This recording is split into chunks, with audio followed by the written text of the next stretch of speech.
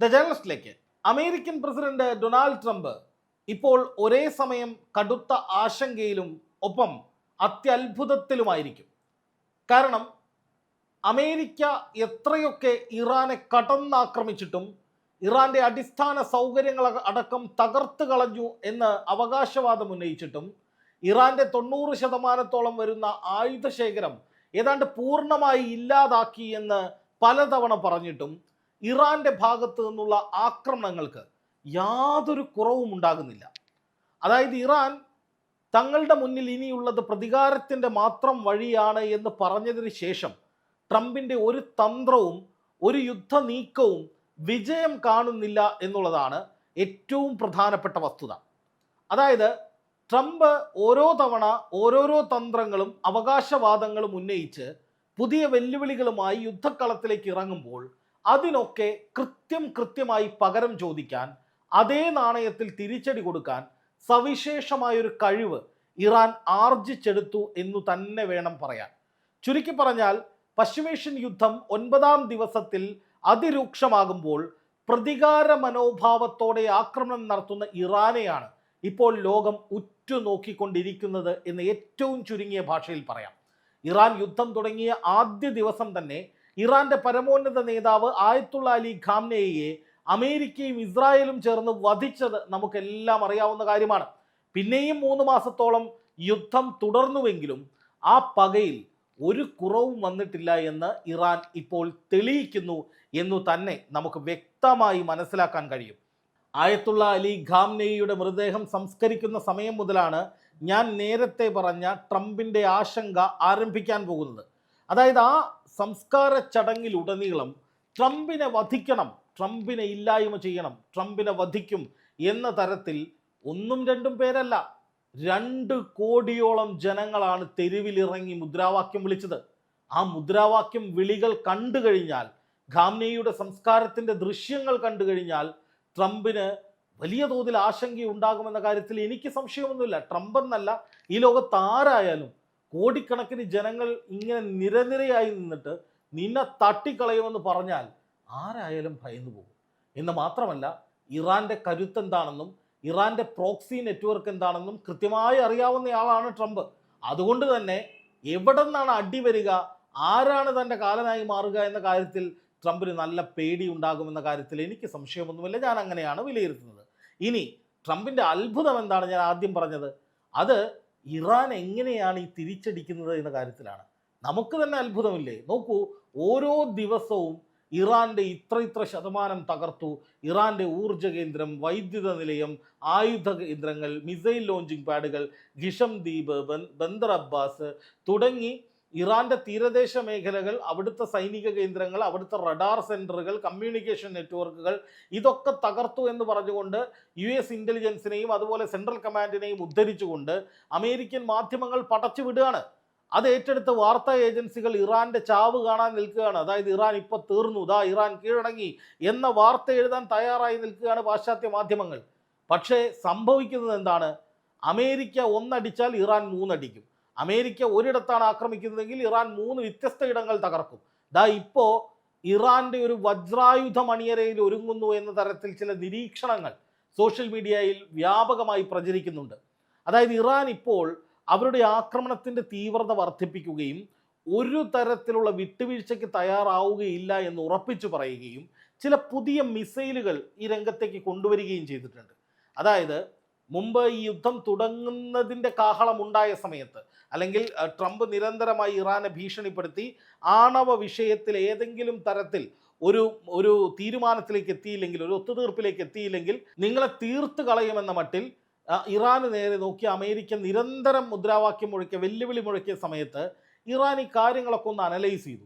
അപ്പോൾ ഇറാന് മനസ്സിലായി ഒരു വലിയ യുദ്ധം വരാൻ പോവുകയാണ്, എന്ത് തന്നെയായാലും ഇറാനെ ആക്രമിക്കാൻ അമേരിക്ക തീരുമാനിച്ചിട്ടുണ്ട്. അതിൻ്റെ ഭാഗമായിട്ടാണ് ആയത്തുള്ള അലി ഖാംനെയി ഇപ്പോൾ നടന്നുകൊണ്ടിരിക്കുന്ന ഈ കാര്യങ്ങൾ ഒരു മുന്നറിയിപ്പ് എന്നോണം നേരത്തെ തന്നെ അമേരിക്കയോടും ലോകത്തോടും പറഞ്ഞത്. ഖാംനെയി പറഞ്ഞത് എന്താണ്? യുദ്ധം വന്നാൽ ഇതൊരു മേഖലാ യുദ്ധമായി മാറും. അത് സംഭവിച്ചില്ലേ? സംഭവിച്ചു. അതുപോലെ തന്നെ ഹോർമൂസ് കടലിടുക്ക് ഞങ്ങൾ അടയ്ക്കും. അത് സംഭവിച്ചില്ലേ? അത് സംഭവിച്ചു. ഞാൻ കൊല്ലപ്പെട്ടാലും ഈ യുദ്ധം എങ്ങനെ മുന്നോട്ട് കൊണ്ടുപോകണമെന്നതിനെക്കുറിച്ച് കൃത്യമായ ധാരണ IRGCക്കുണ്ട്. അതുമായി ബന്ധപ്പെട്ട് ഡീറ്റെയിൽ ആയിട്ടുള്ള പദ്ധതി ഞങ്ങളുടെ പക്കലുണ്ട് എന്ന് ഖാംനെയി പറഞ്ഞു. അതല്ലേ ഇപ്പോൾ സംഭവിച്ചുകൊണ്ടിരിക്കുന്നത്. ഇറാൻ ഒരു തരത്തിലുള്ള ആശയക്കുഴപ്പവുമില്ല. ഇറാൻ തിരിച്ചടിക്കുന്ന കാര്യത്തിൽ ഒരു തരത്തിലുള്ള വിട്ടുവീഴ്ചയുമില്ല. അപ്പോൾ ഇറാൻ നേരത്തെ തന്നെ മുന്നോട്ട് പോകാൻ ശക്തമായ മിസൈലുകളാണ് ഞങ്ങൾക്കുള്ള പോംവഴി, അല്ലെങ്കിൽ അമേരിക്കയെ തകർത്ത്, അമേരിക്കയെ പ്രതിരോധിച്ച്, അമേരിക്കയുടെ വെല്ലുവിളികളെ അതിജീവിച്ച് സുഗമമായി മുന്നോട്ട് പോകണമെങ്കിൽ അത്യാധുനിക മിസൈലുകൾ തന്നെ വേണം എന്ന് തിരിച്ചറിഞ്ഞ് ഈ യുദ്ധത്തിന് വളരെ മുമ്പ് തന്നെ ഈ വ്യാപകമായിട്ട് മിസൈൽ ശേഖരിക്കാൻ ആരംഭിച്ചിരുന്നു.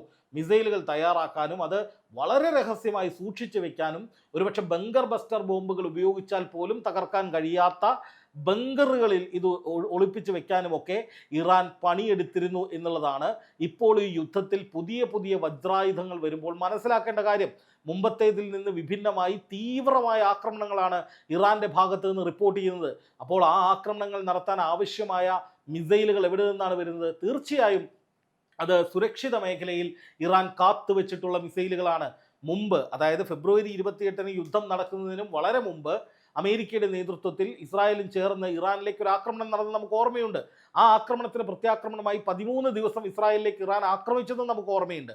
ആ സമയം മുതൽ തന്നെ ഇറാൻ ഇനിയുള്ള മുന്നോട്ട് പോക്കിന് ഞങ്ങൾക്ക് വേണ്ടത് നല്ല മിസൈലുകൾ തന്നെയാണ്. മിസൈലുകളിലൂടെ മാത്രമേ ശത്രുക്കളെ ഇല്ലാതാക്കാൻ കഴിയൂ. മിസൈലുകളിലൂടെ മാത്രമേ ശക്തമായ തിരിച്ചടി ശത്രുക്കൾക്ക് കൊടുക്കാൻ കഴിയൂ.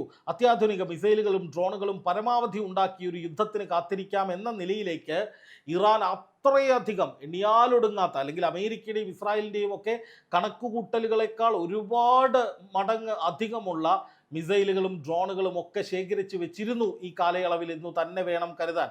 എന്തിനീ അടുത്ത കാലത്ത് വെടിനിർത്തൽ കരാർ വന്നതിന് ശേഷവും ഇറാൻ വ്യാപകമായി ഇത്തരം ആയുധങ്ങൾ ഉണ്ടാക്കി സ്വരൂപിക്കുകയായിരുന്നു എന്ന് തന്നെയാണ് ഇപ്പോൾ ഇറാൻ നൽകുന്ന തിരിച്ചടിയിലൂടെ മനസ്സിലാകുന്നത്. അല്ല എന്നുണ്ടെങ്കിൽ ഇത്രയധികം ആക്രമണങ്ങൾ ഏറ്റുവാങ്ങിയിട്ടും ഒരു രാജ്യം ഒറ്റയ്ക്ക് നിന്ന്, ഇറാൻ ഒറ്റയ്ക്ക് നിന്ന് അത്രയധികം രാജ്യങ്ങളിലേക്കും അമേരിക്കയുടെ ഇറാഖിലടക്കമുള്ള സൈനിക കേന്ദ്രങ്ങളിലേക്കും ഒക്കെ നിരന്തരമായി ആക്രമണങ്ങൾ നടത്തണമെങ്കിൽ ഈ ആയുധങ്ങൾ മുഴുവൻ എവിടെ നിന്നാണ് എന്നുള്ളത് വലിയൊരു ചോദ്യമാണ്. അമേരിക്ക ഇപ്പോഴും പറയുന്നത് ഇറാൻ്റെ 80%, 90% ആയുധങ്ങളൊക്കെ ഞങ്ങൾ തകർത്തു എന്നാണ്. പക്ഷേ അതൊന്നും ശരിയല്ല എന്ന് തെളിയിക്കുന്ന വിധത്തിലാണ് ഇപ്പോൾ ആക്രമണങ്ങൾ നടക്കുന്നത് എന്നുള്ളതാണ് ഏറ്റവും പ്രധാനപ്പെട്ട കാര്യം. ഇനി നോക്കുക, ഈ ആയുധങ്ങൾ നശിച്ചിട്ടും തിരിച്ചടിക്കുന്ന ഇറാൻ എന്നതൊരു അത്ഭുതമായി അമേരിക്കയ്ക്കും ട്രംപിനും തോന്നുന്നുണ്ടാകും. അതോടൊപ്പം ട്രംപിന് തൻ്റെ ജീവനെക്കുറിച്ചോർത്തുള്ള ഭയം അത് വർദ്ധിക്കുകയും ചെയ്തിട്ടുണ്ടാകും. കാരണം ഈ കഴിഞ്ഞ ദിവസമാണ് ഇൻകുലാബ് സ്ക്വയർ എന്ന് പറയുന്ന ഇറാനിലെ ഏറ്റവും പ്രധാനപ്പെട്ട ഒരു തെരുവിൽ ട്രംപിൻ്റെ ചിത്രമൊക്കെ വെച്ചിട്ട്, അതും ശവപ്പെട്ടിയിൽ കിടക്കുന്ന ട്രംപിൻ്റെ ചിത്രം വെച്ച് ഗംഭീരമായൊരു മുന്നറിയിപ്പ് ഇറാൻ നൽകിയത്. അപ്പോൾ അതുകൊണ്ട് തന്നെ ഇറാൻ കീഴടങ്ങുന്നില്ല, ഇറാൻ്റെ ആയുധങ്ങൾ തീരുന്നില്ല, ഇറാൻ ശക്തമായി തിരിച്ചടിക്കുന്നു. എത്ര അങ്ങോട്ടേക്ക് ബോംബ് ചെയ്തിട്ടും, എത്ര അങ്ങോട്ടേക്ക് ആക്രമണം നടത്തിയിട്ടും, എത്രയൊക്കെ അവിടുത്തെ സൈനിക കേന്ദ്രങ്ങൾ തകർത്തിട്ടും അതിശക്തമായി മാരകമായ ആയുധ പ്രയോഗങ്ങൾ തിരിച്ചുണ്ടാവുകയാണ്. അപ്പോൾ സ്വാഭാവികമായിട്ടും ട്രംപിന് തോന്നില്ലേ, എന്തോ പ്രശ്നമുണ്ട്, ഗുരുതരമായ പ്രശ്നമുണ്ട്. ഇറാൻ ഇക്കണക്കിനാണെങ്കിൽ തൻ്റെ പേര് ഹിറ്റ് ലിസ്റ്റിൽ എഴുതിയ ആ ഹിറ്റ് ലിസ്റ്റ് പ്രാവർത്തികമാക്കാൻ വേണ്ടി ഒരു വജ്രായുധം ഉണ്ടാക്കിയിട്ടുണ്ടാകില്ലേ എന്ന് സ്വാഭാവികമായി നമുക്ക് സംശയിക്കാം. കാരണം ഇന്നിപ്പോൾ നടക്കുന്ന യുദ്ധം മാസങ്ങൾക്ക് മുന്നിൽ കണ്ട് അതിനെ പ്രതിരോധിക്കാനും മുന്നോട്ട് പോകാനുമുള്ള മിസൈലുകൾ മുഴുവൻ ഉണ്ടാക്കി വളരെ സുരക്ഷിതമായി അത് അണ്ടർഗ്രൗണ്ടിൽ വെച്ച് അമേരിക്കയ്ക്കും ഇസ്രായേലിനും തലങ്ങും വിലങ്ങും ആക്രമണം നടത്തിയിട്ടും അതിനെയൊന്നും തൊടാൻ കഴിഞ്ഞിട്ടില്ല എങ്കിൽ ഈ ഹിറ്റ് ലിസ്റ്റിലുള്ളവരെ അടിക്കാനുള്ള ആയുധങ്ങളും അത് നേരത്തെ തന്നെ, ഇറാൻ്റെ ഭാഷയിൽ പറഞ്ഞാൽ വജ്രായുധങ്ങൾ എന്ന് വേണമെങ്കിൽ പറയാം, ആ ആയുധങ്ങളും റെഡിയാക്കി എവിടെയോ കൊണ്ട് വെച്ചിട്ടുണ്ടാകും. അത് തയ്യാറാക്കി വെച്ചിട്ടുണ്ട്, ആവശ്യമുള്ളപ്പോൾ പ്രയോഗിക്കാൻ ഉതകുന്ന വിധത്തിൽ സെറ്റ് ചെയ്തിട്ടുണ്ടാകുമെന്നാണ് ഞാൻ കരുതുന്നത്. അതുകൊണ്ട് തന്നെ ട്രംപിന് നേരെയുള്ള അപായ ശ്രമങ്ങൾ പോലും വരും ദിവസങ്ങളിൽ വന്നേക്കാം. കാരണം യുദ്ധം പിടിവിട്ടു പോവുകയാണ്. ആരാലും നിയന്ത്രിക്കാൻ കഴിയാത്ത വിധം ഈ യുദ്ധം വ്യാപിക്കുകയാണ്. ഗൾഫ് രാജ്യങ്ങളിലേക്ക് മാത്രമല്ല ഇറാഖിലേക്കടക്കം ആക്രമണങ്ങൾ ഉണ്ടാകുന്നു. ഇസ്രായേൽ ഈ യുദ്ധത്തിൻ്റെ ഭാഗമായേക്കുമെന്ന സൂചനകൾ വരുന്നു. ഹോർമൂസിൽ അമേരിക്കയുടെ പടക്കപ്പലുകൾ ഇറങ്ങാൻ സാധ്യതയുണ്ട് എന്ന വാർത്തകൾ വരുന്നു. അമേരിക്ക പുതുതായി F-16 വിമാനങ്ങൾ കൂടുതലായി ഗൾഫ് മേഖലയിലെ തങ്ങളുടെ താവളങ്ങളിലേക്ക് എത്തിക്കുന്നു എന്ന റിപ്പോർട്ടുകൾ വരുന്നു. അപ്പോൾ വിപുലമായ ഒരു യുദ്ധത്തിലേക്ക് പോകാനും അതിവേഗത്തിൽ ഇറാനെ കീഴ്പ്പെടുത്താനുമാണ് അമേരിക്ക ശ്രമിക്കുന്നത് എന്നാണ് ഇതിൽ നിന്ന് മനസ്സിലാക്കേണ്ടത്. അപ്പോൾ അതിനനുസരിച്ചുള്ള തത്തുല്യമായ തിരിച്ചടി പതിന്മടങ്ങ് ശക്തിയിലുള്ള ആക്രമണം ഒരു പക്ഷേ ഇറാൻ്റെ ഭാഗത്തു നിന്ന് ഉണ്ടാകുമ്പോൾ അത് ട്രംപിൻ്റെ ജീവന് പോലും ഭീഷണിയാകുമോ എന്ന ചോദ്യം വളരെ വളരെ ഗൗരവതരമായി ഉയരുകയാണ്. എന്തായാലും ഒരു കാര്യം വ്യക്തമാണ്, ആയുധങ്ങൾ നശിപ്പിച്ചു എന്ന് നിരന്തരമായി ട്രംപ് പറയുമ്പോഴും തിരിച്ചടിക്കുന്ന ഇറാൻ അത് ഒരു വലിയ അത്ഭുതമായി മാറിയിരിക്കുകയാണ്. ഒരു ആശങ്കയും അതുപോലെ തന്നെ ഭീഷണിയുമായി മാറിയിരിക്കുകയാണ് ട്രംപിനെ സംബന്ധിച്ചിടത്തോളം എന്നുള്ളത് നമ്മൾ കാണാതിരുന്നുകൂടാ. അതുകൊണ്ട് തന്നെ ഇറാൻ തകർന്നു തീർന്നു, ഇറാൻ ഇപ്പോൾ അവസാനിക്കുമെന്ന് പറയുന്ന വാദങ്ങളൊന്നും മുഖവിലക്കെടുക്കാൻ പോലും കഴിയില്ല എന്ന് വേണമെങ്കിൽ പറയാം. ഇറാന് നാശനഷ്ടങ്ങൾ ഉണ്ടായിട്ടുണ്ടാവും, പക്ഷെ ആത്യന്തികമായി ഇറാനെ കീഴടക്കാൻ ഇതിലൂടെ അമേരിക്കയ്ക്ക് കഴിയുമെന്ന് ചിന്തിക്കുന്നത് കുറച്ച് കടന്ന ചിന്തയാണ് എന്ന് തന്നെയാണ് എൻ്റെ അഭിപ്രായം.